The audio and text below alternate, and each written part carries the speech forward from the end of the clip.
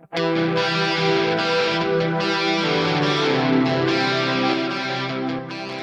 back to the Fourth Way podcast. Today's episode is part one of a special edition, which is about the man named Dietrich Bonhoeffer. Since Bonhoeffer was executed on April 9th, 1945, and this April 9th, 2020, will mark the 75th anniversary of his execution, I thought that it would be a fitting episode to dedicate to Dietrich Bonhoeffer. So many of you probably know that the name Bonhoeffer. He is famous as the pacifist who turned assassin in order to confront one of the greatest evils of our age, Hitler and the Nazi regime. Due to his rebellion, Bonhoeffer was executed by the regime shortly before liberation of the extermination camps in Germany and the defeat of Nazi Germany. In a book that I just read, Stanley Hauerwas wrote the foreword, and Hauerwas talks about how Bonhoeffer, as one of the most famous pacifists, or former pacifists, as many would see it, is often the first issue brought up to him when he talks about pacifism. People will say, yeah, well, what about Bonhoeffer? And to the majority of people, Bonhoeffer represents a hero in his wake-up call to reality and his renunciation of idealistic pacifism. They see Bonhoeffer as being just, in theory, a pacifist, but then when he's faced with a great evil like Hitler, he chooses to actually do something about it. And that's the way Bonhoeffer's viewed. I always accepted that narrative of Bonhoeffer's life, even after I became a pacifist. To me, the story was interesting, but Bonhoeffer's actions just seemed irrelevant to a logical case. The way that I saw it was that it's kind of like monogamy being proven false by Christian leaders who have affairs, or getting a divorce, even though those things might go against their ideology and convictions. They do it anyway. They perform those sins, and we wouldn't say that disproves the Bible's teaching of monogamy just because they fail at it. Now that's how I used to see it. Now, who cares if Bonhoeffer failed to live perfectly? But after this is actually my second go-through of this episode, because I sent it off to one of the authors of the book that I just read on Bonhoeffer, entitled Bonhoeffer the Assassin, and he critiqued this aspect by saying that, well, actually it's a little bit more significant than that. And so he's with the anti-pacifists here, where he said, the problem with Bonhoeffer is, if somebody has an affair, if a pastor has an affair, he wouldn't say that he changed his moral ethic, his belief about whether or not having an affair was good or not. He just failed at the standard. However, what people are arguing here with Bonhoeffer is that Bonhoeffer did not merely compromise the ethic, but his theology changed. So he actually thought that doing violence was good. That's the way that it's generally portrayed. So this is not a moral compromise, this is an ideological shift, and that's a bit more significant. Now we could still argue and discuss, well, he shifted his ideology because he felt like he needed to justify himself.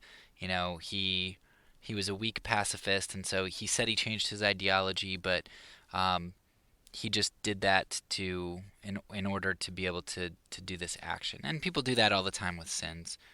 People might have a conviction about pornography, and then justify it like, well, this is better than going out and actually having sex, or this is to help me calm my urges so I don't do something worse, or whatever the excuse is and whatever the sin is. People justify themselves in the moment when they want to do something.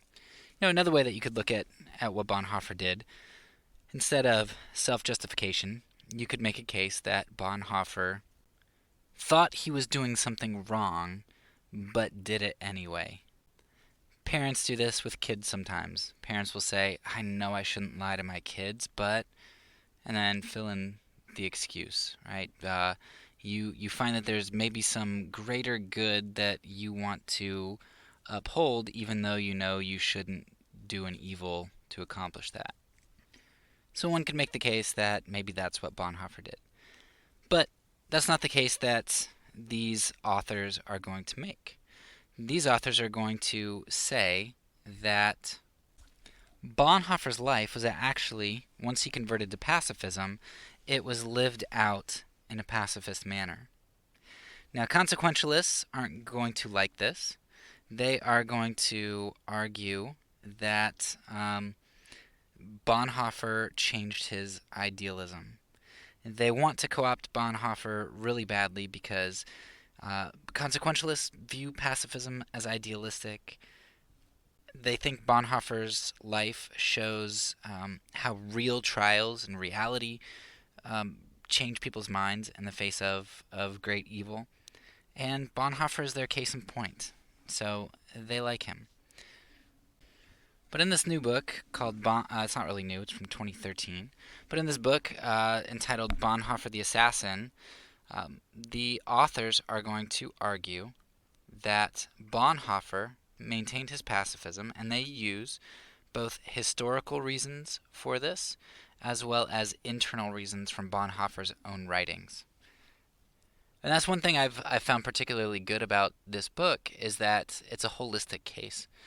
They try to get inside Bonhoeffer's head by showing his explicit writings and what he said, but they also show historical detail to show why it seems unreasonable to believe that Bonhoeffer could actually have made an assassination attempt on Hitler.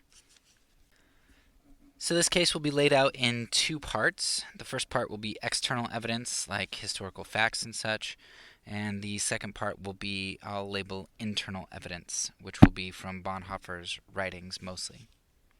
So let's take a look at the external evidence. Bonhoeffer had a major ideological transformation between 1929 and 1931. In 1929, Bonhoeffer gave a lecture in Barcelona which justified murder, particularly murder for the state, as well as some other, he discussed some other conundrums, moral conundrums. But at some point in the years between 1929 and 31, Bonhoeffer made a very big transition and actually began to identify as a pacifist. And he actually explicitly identified as a pacifist. He called himself that. Bonhoeffer began to push back against the Nazis and support the oppressed people while he was a pacifist. Interestingly, the majority of the church in Germany who weren't pacifists sided with Hitler and the war machine. But Bonhoeffer, the pacifist, who supposedly pacifism is passive, he actually was one of the few voices pushing back against the Nazi regime, getting himself into trouble, being called an enemy of the state, and all that. A little bit later, Bonhoeffer even created a community where he discipled leaders and taught explicitly pacifism and advocated conscientious objection, being a conscientious objector. This is the community from which the book Life Together came out. And you have to recognize that advocating being a conscientious objector was a really big deal back then, because if you said, I'm not going to join the army, it's not like you just had you were just looked down upon. You were executed. It's an executable offense.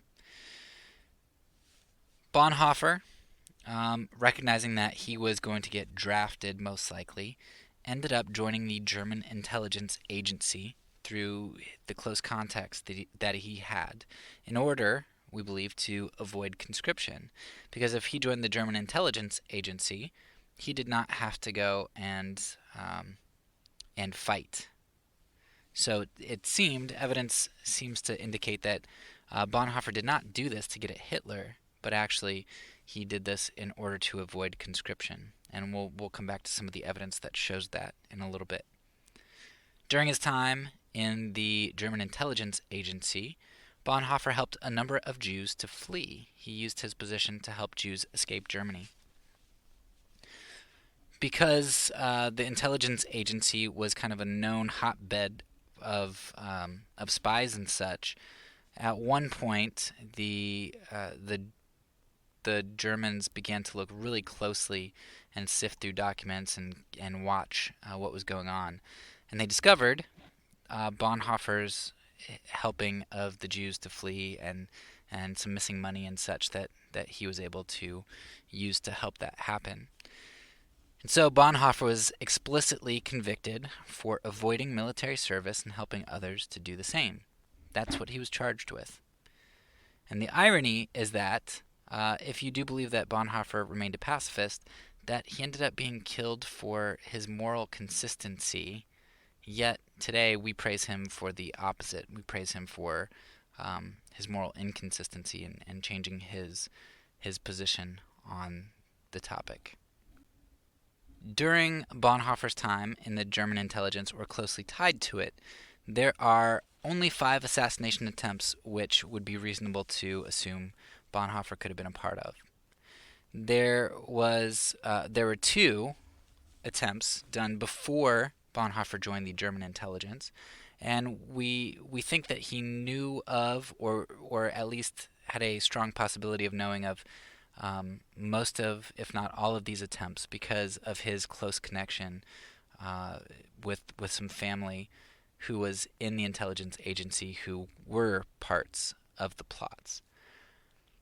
So there were 2 plots before Bonhoeffer joined the German intelligence, and even though maybe he knew about those, it doesn't seem like he would have really been able to have much of a hand in them because he didn't have a position where he could help. There were 2 attempts on Hitler's life connected to Bonhoeffer's agency, an agency of 12,000 workers here. So there were plenty of other people who were spies and such. I think they estimate around 50. But there were 2 attempts on Hitler's life while Bonhoeffer was at the agency, but both of those fell through and were not discovered. In one of them, an individual replaced some bottles of wine that were going to be transported on Hitler's plane. He replaced those with explosives, but for whatever reason, the fuse did not go off. And so when the plane landed, the guy quickly figured out how to get the bombs out and replace it with wine, and it was not discovered. There's another one where Hitler was getting a tour of some place, and the guy giving the tour had a suicide bomb vest on. Well, something came up, and Hitler left like 2 minutes into the 10-minute tour, and the guy quickly went to the bathroom and defused the vest. So no German army official or anybody found out about those 2 attempts, and so nobody was arrested for that. Nobody found that out, so Bonhoeffer definitely was not charged with or arrested or executed for those 2 attempts. And then the last attempt would have been one that transpired after Bonhoeffer's arrest, and that is the incident that the movie Valkyrie is with Tom Cruise is famous for. So there were 2 that happened like way back in 1939 before Bonhoeffer joined the German intelligence, 2 that were never discovered while Bonhoeffer was in the German intelligence, and one which happened after Bonhoeffer was arrested and put in jail.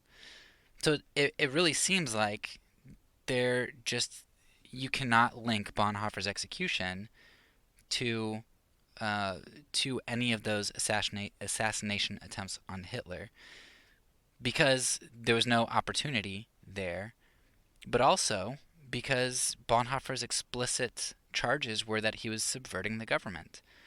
Subverting the government by avoiding conscription and by helping others to avoid Germany as well. Now, he did have very close relationships with some of the conspirators, And we also know that he was using his influence to seek a guaranteed peace. So we know that because Bonhoeffer was out of the country and he had close connections with the United States and Britain and some other countries, and Karl Barth in, where was he, Sweden, maybe? We know that Bonhoeffer had connections elsewhere and that he was trying to use those to guarantee peace. So he was saying, hey, look, people are trying to take Hitler down. If Hitler goes down, can we have an understood guarantee for peace? Because we don't want people to come in here and take advantage of us, etc. So what we do know of Bonhoeffer's involvement was that he was working on the peace aspect. We have no evidence of Bonhoeffer condoning, planning, or participating in violence whatsoever. No charges from the government. We have just nothing that would nail Bonhoeffer down to having participated in or approved of violence. Now, we don't really know Bonhoeffer's conversations with all of the conspirators, but we do have a framework for what that might have looked like. One of Bonhoeffer's former students talks about how he felt so ashamed when he came back from the front and he talked with Bonhoeffer, because Bonhoeffer knew the terrible things that they had to do or that were done, because his students wrote him letters about what was going on, executing civilians and such. And this guy he could barely look Bonhoeffer in the eyes. But he said that Bonhoeffer was gracious to him in his context. He talked to him, asked him how he was doing, didn't condemn, and just loved him and met him where he was at, even though the student knew Bonhoeffer's convictions.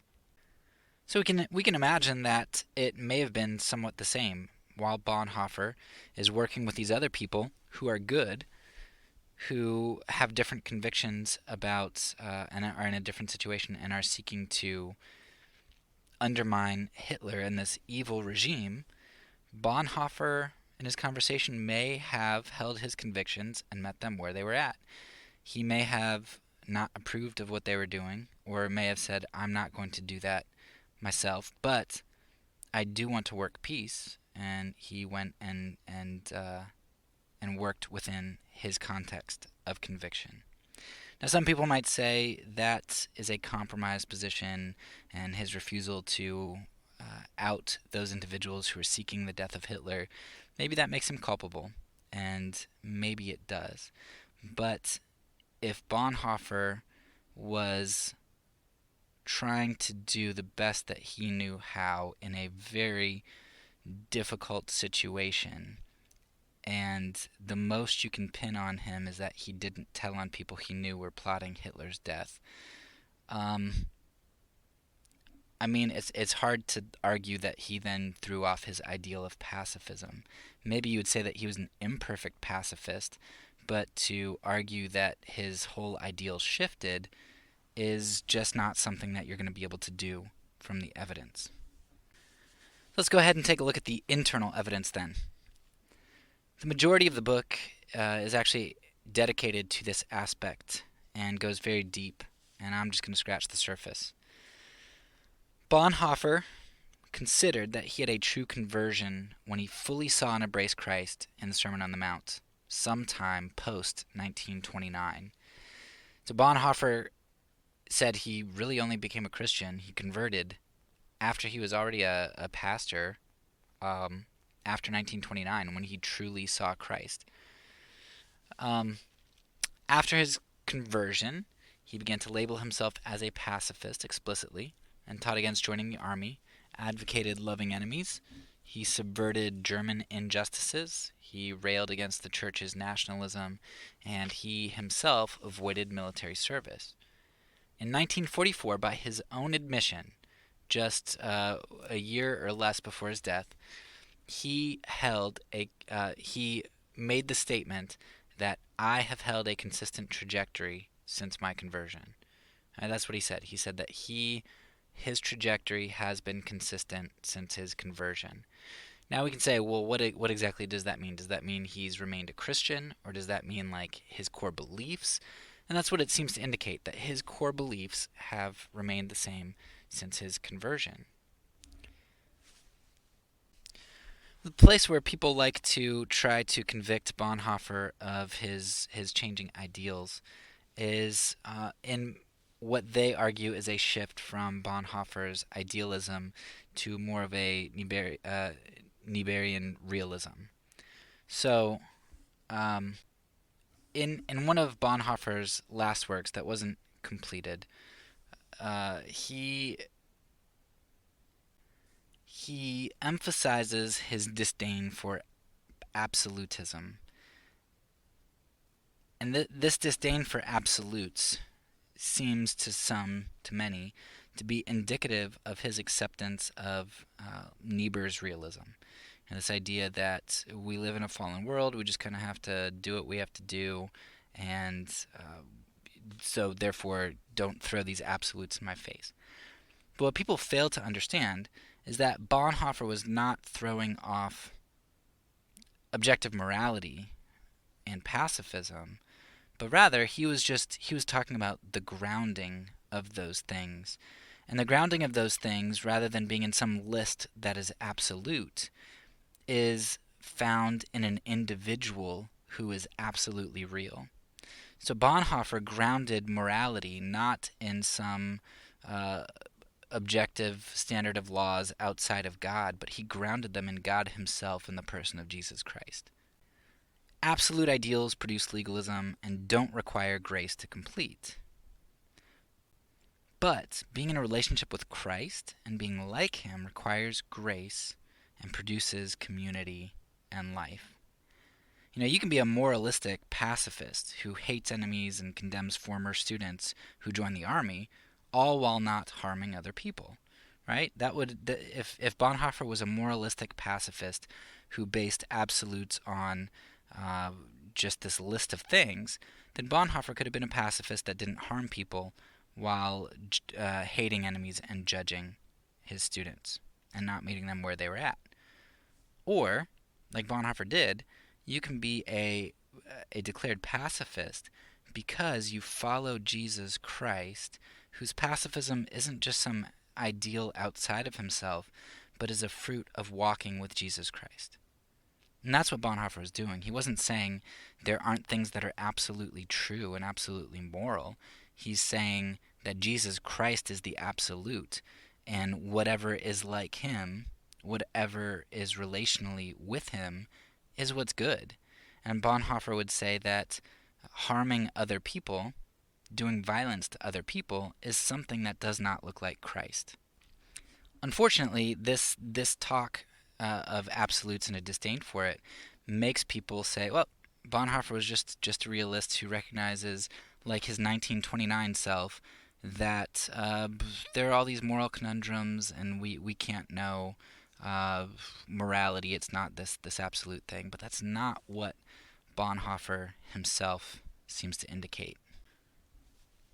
The authors of the book spend much more time on this case than I have spent here. You should definitely check it out. I learned a lot about Bonhoeffer, Barth, Niebuhr, history, ethics, Germany, and a lot more. And the point is that you really can't get Bonhoeffer the assassin from the evidence. It's not something that sticks out so clearly, yet everybody seems to be so sure of it. It might be true, maybe, but the evidence seems to indicate that it's very unlikely. It seems to me that the surety we have of Bonhoeffer the assassin, of that narrative, shows us more our preconceived ideas than truth. We want to self-justify our violence and our refusal to recognize nonviolent action as being Christ-like. And so Bonhoeffer is a nice notch in our belts to help us feel better about continuing in that ideology. Bonhoeffer is a hero for failing to assassinate Hitler violently because he held to his convictions, and he was one of the only people who spoke out because he recognized that truth, right, the sword from our mouths and our testimony, is what Christ calls us to.